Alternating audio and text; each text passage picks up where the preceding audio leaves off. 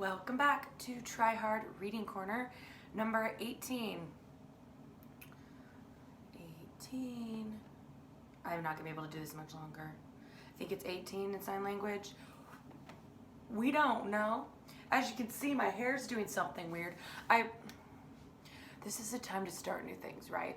And like most people, they're inclined to like shave their head or like dye their hair purple polka dots. And I know my limits and I know my abilities that I'm not brave enough to do that, but I was like, I'll try like a hair hack and to curl your hair or something while you're sleeping. And I think it worked, but it kind of looked like I crimped it. But like other pieces are like, nope, I'm not doing this. And other pieces are like, I'm really doing this. And so it's just, I look like I have spaghetti on my head, but I'm gonna embrace it today because who do I got to impress? Where am I gonna go? Nowhere. So yeah, don't take scissors to your hair. Don't take a razor to your hair.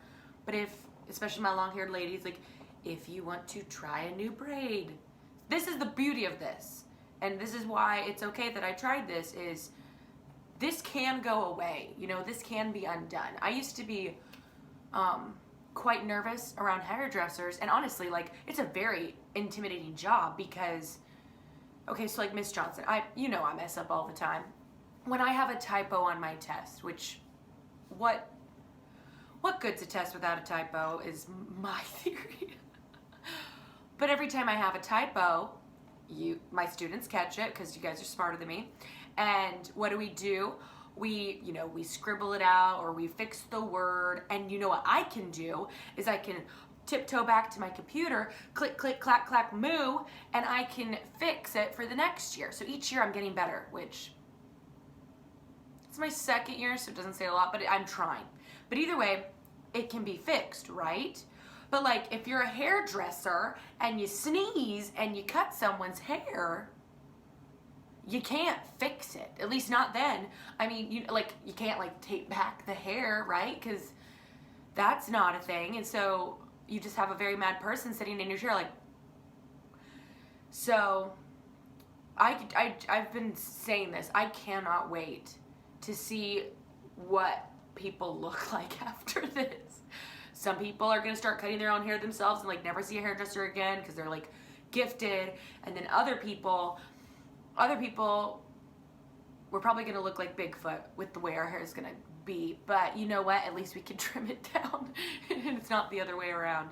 But yeah, so this is what I have. I don't know. I tried something, but if you're like, why does Miss Johnson look like she crimped her hair? Because I was feeling adventurous. That's why. So I told you I'm doing like punny artwork because I can. And so this one is also quarantine themed, and it's just, I'm very proud of it. I made this one up. I didn't even like use the internet to do it, but look, it's leaves and it says leave me alone. It sounds like I don't want to be social, but I feel like it's in the theme of like social distancing. So that's why I was like, it's punny, it's awesome. So I'm gonna hang this up real quick. Okay, so we have our edition up. Yeah. I've thought about this. I might run out of wall space. So I don't know what to do. Like, I feel like I can't really replace like the OGs, like Judgmental Pug can't not be here. But then I'm also like, but I have fun things I want to show people. But I don't know. I'll have to figure it out. Or like eventually, like the camera will be like 10 miles away and you'll be this tiny dot and I'm like screaming at you. But yeah, that was a thought I had. Another thing I thought about, I've had a lot of weird thoughts. Why is like a spirit, okay, first off, we don't believe in these things, but they're very entertaining. Why do people have spirit animals? Do you know what I mean? Like, oh my goodness, like you're totally a guinea pig. I would not want to be a guinea pig. But a fun idea for you, I have two. There was one time, my housemates, my different housemates, we were sitting around, it was super cold outside, we were super bored, and we decided to find everybody's spirit dog it was amazing. And so like I have one like really nice, really smart, brilliant friend, and she was a golden retriever because she's so friendly and nice. And then I had another friend, yeah, like we picked dogs, certain breeds of dogs for certain people. I got a Pomeranian, which they're just like a little pom-pom, but I don't, should it be, is that a compliment?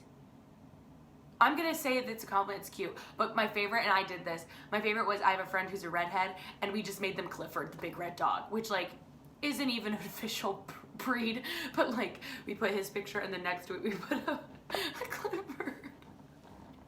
It was awesome. But yeah, so if you're bored, I think you should do spirit dogs for your family, or if you're a cat person. Are cat breeds different? Like, is there like a friendly cat and a non-friendly cat? Because, I'm sorry for the cat lovers out there. I am not a fan of cats. I like kittens, but I also think it's because cats make me sneeze. So, I mean, that's not comfortable, feeling like you're in a constant sneeze. But we did dogs, and it was amazing. And we like put it up on our dining room wall, and every time you walked by, it was just funny. But the one thing I want to know is, what's like people's spirit food? Is that even? That's probably not a thing. But okay, if you were a food, what would you be and why? So like, you could be an airhead. That's really funny and punny, but like, what is it? Now listen to the question. You got to listen to the question. It's not what food would you eat forever. It's what's your spirit food. So what food embodies you? Do you know what I'm saying? I feel like, I'm going to tell you mine just to give you some inspiration so you understand the weird idea I have. I am a potato. I am a potato. Now there's many kind of potatoes, which some people don't know. I'm not a sweet potato.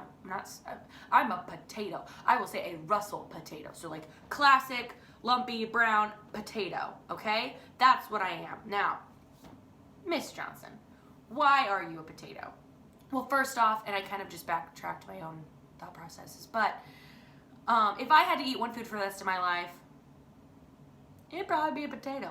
And I will tell you why. And this is why I am the potato. Number one, it can be used as a weapon. I probably should have started off with that. Think about it though. If somebody's annoying you and you're in your kitchen, if you throw Jello at them, that's not gonna hurt. But like, if someone broke into your kitchen in that moment and you grabbed your potato, they would probably run away from you. Okay? That's amazing. The fact that a food can get that kind of reaction, that's awesome. And I mean, I'm sure there's been times where my students want to run away from me. So I feel like that's pretty darn close. So, one, potatoes can be used. I think there's a thing called a potato gun. I probably shouldn't be giving you all these bad ideas. I want to get a potato. I am an adult, and I think someday a goal for me, a bucket list goal for me, would be to own a potato gun or to shoot a potato gun in a safe environment, in the right restrictions, with a potato shooting professional. That's okay. Don't just like sneak off and ask Alexa to order you a potato gun and start shooting your family. That's not what I'm saying. Don't do that. I don't condone that. But I think there's a thing called like a potato gun. But yes, potatoes can be weapons. Number two, potatoes can surprise you, okay? They can come in many shapes and forms. And I feel like, to a degree, I can surprise my students. You know, I've done some crazy things. But I can be a curly fry, a normal French fry, a baked potato, a mashed potato, a twice baked potato, a tater tot, scalloped potatoes, hash browns. There's more, I know there is. Potato salad. One more just to make it an even 10. Potato salad. I said tots. Waffle fries. Waffle fries. Also, potatoes are the ultimate side. I go with everything. Or at least I tell myself I go with everything. Like think of all those sides and think of all the various dishes you have seen a potato. You know? Like, I'm here to have fun. I could be anything. And also potatoes are just funny. Like, if someone walked up to you and said, potato, like, you would probably laugh. Because first off, why are you saying potato to me? But second, like, that's all, like, that's funny. That's a funny word. Potato, potato, potato, that's funny. So, yeah, that's my rationale as to why my spirit food is a potato. Now, what would be funny is if your family, I want to see this happen. If your family decides to pick each other's spirit, but not potato, don't pick potato, spirit food, and then you give your reasons why, like, you can get a lot of creativeness going on, and also you can waste a couple of good hours on this kind of a project. Do you know what I'm saying? Like, think about it. Like, instead of a family game night, you do a family food night.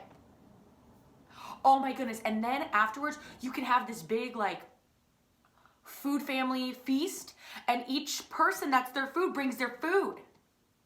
This is all hitting me all at once. This is a great idea. I'm gonna do this. Maybe. I wanna try. This is a good idea. But yeah, I'm curious, like, have you thought of that? Like, if you were a food, what food encapsulates you? Because I am, Miss Johnson's a potato, and I'm proud of it too. That's a good food. It is wholesome, it is filling, it is delicious. I'm a potato. So, if you didn't learn anything from this at all, and you're just like, Miss Johnson's called herself a potato, and I embrace it. I love it. I think it's great. I found a book that is like another secret Dr. Seuss book. What? It's called Thidwick, the Big-Hearted Moose. Thidwick. Have you ever heard of this? There's like so many secret Dr. Seuss books. I'm just kind of like, what?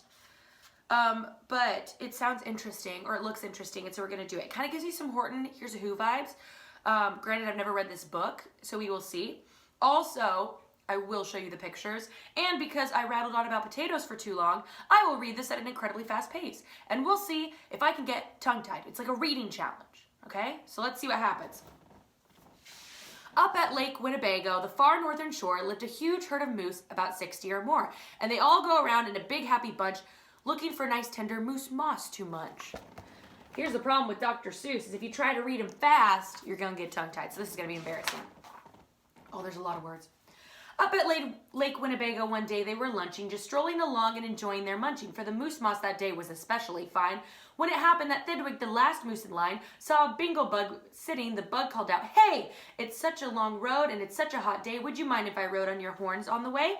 "Of course not," said Thidwick, the big-hearted moose. "I'm happy my antlers can be of such use. There's room there to spare and I'm happy to share, but be my guest and I hope that you're comfortable there." So the bingo bug picked up a nice easy seat and the moose went out looking for moose moss to eat. So, he's picking up a straggler. He's being nice. Well, an hour or so later, a bug heard a squeak and he heard the small voice of a tree spider speak. "I say," said the spider, "you've got a fine place. That moose seems quite friendly. Has such a nice face. If I got on too, do you think that he would mind?" "Hop aboard," laughed the bug, "and I think you'll be fine. That moose won't object. He's the big-hearted kind." "I accept," said the spider with joy and delight, and he started a web on the horn on the right. Okay, the party's up to 2. What's gonna happen? While the spider was spinning, he heard a happy song, and a fresh little zinazoo bird came along. He stopped and he stared and he chirped, "Well, well, well, what a smart place to build. What a great place to dwell. I've been living in trees ever since I was born, but here's something new. Why not live on a horn? If there's room for 2, then there's room for 3. There's plenty of room," laughed the bug, "and it's free." Thidwick stopped walking, and what was all that talking? These guests had caught Thidwick the moose unawares. "Hey," he called out, "what's going on upstairs?" Bum, bum, bum. "Just building a nest," the zinazoo said, and began yanking hairs out of poor Thidwick's head, and he plucked out exactly 204. "Don't worry," he laughed, "you'll always grow more." Then he dozed off to sleep in his fine moose hair nest. "This bird," muttered Thidwick, "is sort of a pest, but I'm a good sport, so I'll just let him rest, for a host, above all, must be nice to his guests." Poor little Thidwick, he's kind of being mistreated. Besides, now it's getting quite late in the day, and surely tomorrow they'll all go away. But alas, the next morning the sun's early light brought the Thidwick's sad eyes to a most unwelcome sight. "Meet my wife," said the bird. "I was married last night, and perhaps, by the way, I should mention to you that our uncle is coming to live with us too. You're a very fine host, so I knew you'd be willing." "What? How rude! No one's asking poor Thidwick." Then a woodpecker, started a drilling. All Thidwick's friends shouted, "Get rid of these pests!" I would, but I can't," sobbed poor Thidwick. "They're guests." "Guests indeed," his friends answered, and all of them frowned. "If those are your guests, we don't want you around. You can't stay with us because you're just not our sort." And they all turned their backs and walked off with a snort. Aw. It's not he's being nice, but he needs to use his words and say, "Hey guys, get off my antlers." Aw. Now the big friendless moose walked alone and forlorn with 4 great big woodpeckers holes in his horn. "What holes?" whispered Herman, a squirrel who spied him. "What holes to hide nuts in? Mind I try them?" "They're yours," said the woodpecker. "Get right inside them.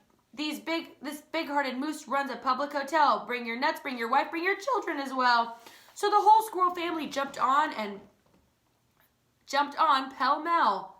Oh my word, they're living in his antlers. Poor guy. And the very next thing the poor animal knew, a bobcat and a turtle was living there too.